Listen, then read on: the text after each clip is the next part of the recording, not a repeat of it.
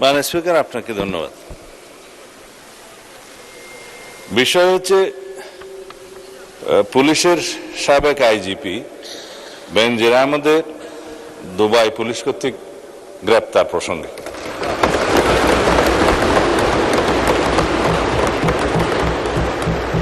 এই বিষয়ে আমি মহান জাতীয় সংসদকে অবহিত করছি যে বর্তমান সরকার দায়িত্ব গ্রহণের পর দুর্নীতি মামলায় অভিযুক্ত পুলিশের সাবেক আইজিপি বেনজির আহমেদকে গ্রেফতারের জন্য ইন্টারপোলের সাথে নিবিড়ভাবে কাজ করার জন্য নিয়োজিত পুলিশ হেডকোয়ার্টার্সের national central bureau NCB Dhaka কর্তৃক ইন্টারপোলে আবেদন করা হয়।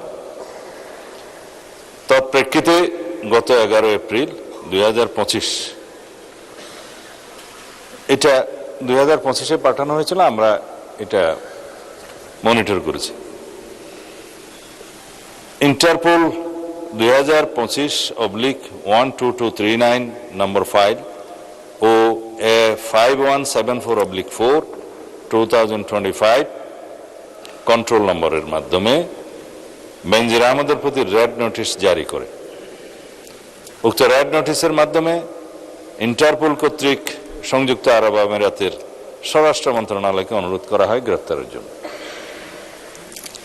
মাননীয় স্পিকার, আমি এই মহান সংসদের মাধ্যমে সমগ্র জাতিকে জানাচ্ছি যে গত 12 জুন 2026 তারিখে সংযুক্ত আরব আমিরাতের স্বরাষ্ট্র মন্ত্রণালয়ের directorate general of federal criminal police national central bureau NCB Abu Dhabi হতে প্রেরিত একটি ইমেইলের মাধ্যমে বাংলাদেশ সরকারকে জানানো হয়েছে যে দুর্নীতি মামলায় অভিযুক্ত বেনজির আহমেদকে সংযুক্ত আরব আমিরাত পুলিশ কর্তৃক গ্রেফতার করা হয়েছে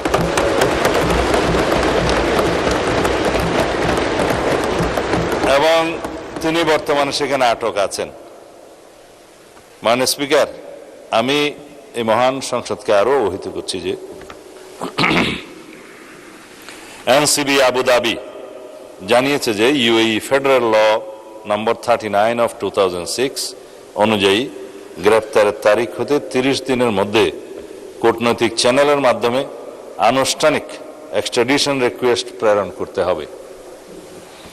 উল্লেখ্য, বেনজির আহমেদের বিরুদ্ধে দণ্ডবিধির 420, 467, 468, 471 and 109 সেকশন এবং 1947-এর দুর্নীতি প্রতিরোধ আইনের সেকশন 5/2, 26(2) এবং 27(1) এবং বাংলাদেশ পাসপোর্ট অর্ডার 1973-এর 11 ধারার মানে সেকশন 11-এর মামলা বিচারাধীন রয়েছে। উক্ত বিষয়ে এনসিবি ঢাকা ইন্টারপোল চ্যানেলের মাধ্যমে রেড নোটিশ প্রকাশ, আন্তর্জাতিক সমন্বয়, বিদেশি কর্তৃপক্ষের সাথে যোগাযোগ এবং গ্রেফতার পরবর্তী ফলো আপ কার্যক্রম সম্পন্ন করেছে। দুদক কর্তৃক প্রত্যার্পণের জন্য প্রয়োজনীয় মামলা, গ্রেফতারি পরোয়ানা ও তদন্ত সংক্রান্ত দলিলাদি প্রস্তুত, স্বরাষ্ট্র মন্ত্রণালয় কর্তৃক এক্সট্রাডিশন প্রপোজাল প্রস্তুত ও অনুমোদন এবং পররাষ্ট্র মন্ত্রণালয়ের মাধ্যমে ইউএই কর্তৃপক্ষের নিকট কূটনৈতিক চ্যানেলে আনুষ্ঠানিক এক্সট্রাডিশন রিকোয়েস্ট প্রেরণ করে এনসিবি আবুধাবির সাথে সমন্বয়পূর্বক অতি দ্রুতই তাকে বাংলাদেশে নিয়ে আসা হবে। এটি বাংলাদেশ পুলিশের একটি ঐতিহাসিক সাফল্য।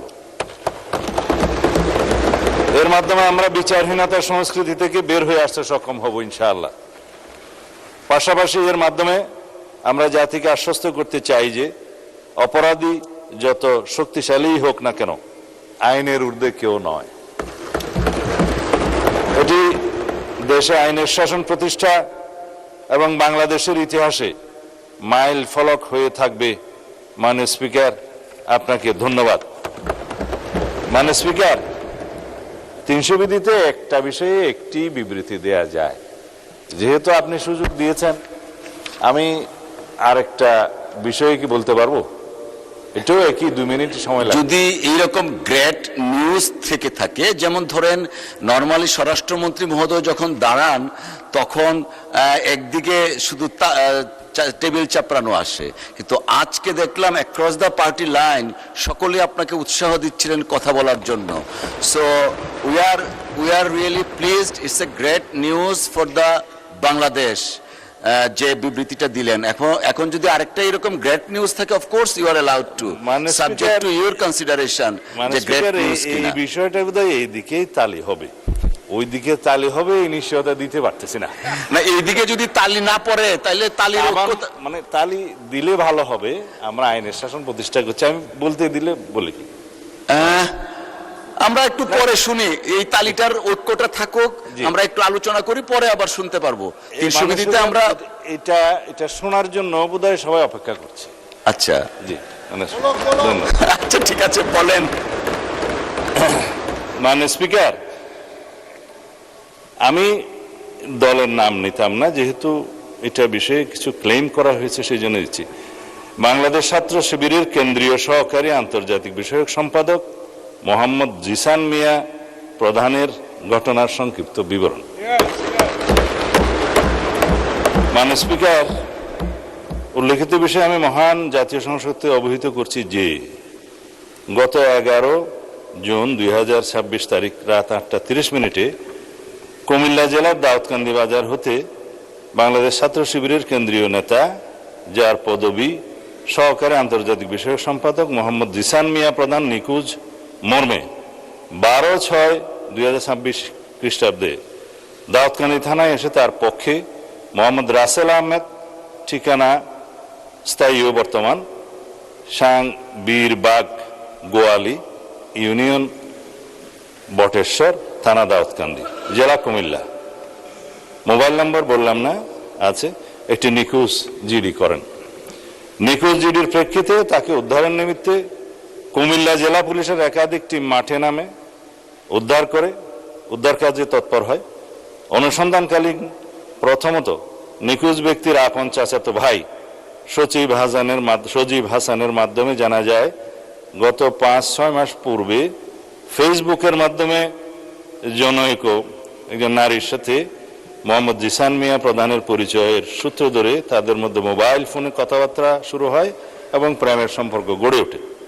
মাননীয় স্পিকার, কুমিল্লা জেলা পুলিশের তথ্য মতে বিভিন্ন সময়ে জিসান মিয়া মেয়েটিকে বিয়ের প্রলোভন দেখিয়ে একাধিকবার দর্শন করলে মেয়েটি অন্তঃসত্ত্বা হয়ে পড়ে। এক পর্যায়ে জিসান মিয়া প্রধান ভিকটিম মেয়েটিকে জোরপূর্বক ভ্রূণ নষ্ট করার জন্য চাপ সৃষ্টি করতে থাকে এবং ভ্রূণ নষ্ট না করলে ভিকটিমকে মেরে ফেলার হুমকি প্রদান করে। তার এক পর্যায়ে ভিকটিম মেয়েটি জানের ভয়ে বাচ্চা নষ্ট করতে ভ্রূণ নষ্ট করতে রাজি হলে জিসান মিয়া প্রধান তার পূর্ব পরিচিত ও ঘনিষ্ঠ জনৈক সিকান্দর আলীর ওষুধের দোকান হতে ভ্রূণ নষ্ট করার ট্যাবলেট ক্রয় করে ভিকটিম মেয়েটিকে খাওয়ায়।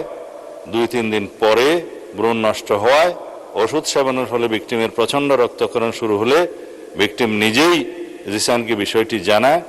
তখন জিসান তার আপন চাচাতো ভাই সজীবের মাধ্যমে পুনরায় একই ফার্মেসি হতে ওষুধ সংগ্রহ করে ভিকটিমের বাড়িতে পৌঁছে দেয়। ওষুধ সেবনের পর রক্তক্ষরণ বন্ধ হলে ভিকটিম জিসানকে বিয়ের জন্য চাপ সৃষ্টি করে। এক পর্যায়ে জিসান 12 জুন তারিখে রোজ শুক্রবার বিয়ে করতে সম্মতি জ্ঞাপন করে, কিন্তু গত 11 জুন তারিখ রাত 8:30 বিয়ে না করার টালবাহানায় জিসান নিজেই আত্মগোপন করে তার চাচাতো ভাই মোহাম্মদ রাসেল আহমদের মাধ্যমে দাউদকান্দি থানায় একটি নিখোঁজ জিডি করেন। নিখোঁজ জিডির অনুসন্ধানকালীন কুমিল্লা জেলার লাকসাম থানা এলাকায় স্থানীয় লোকজন ও লাকসাম থানা পুলিশের মাধ্যমে আত্মগোপনে থাকা জিসান মিয়া প্রধানকে উদ্ধার করা হয়। ভিকটিম মেয়েটিকে থানায় হাজির হয়ে মোহাম্মদ জিসান মিয়াকে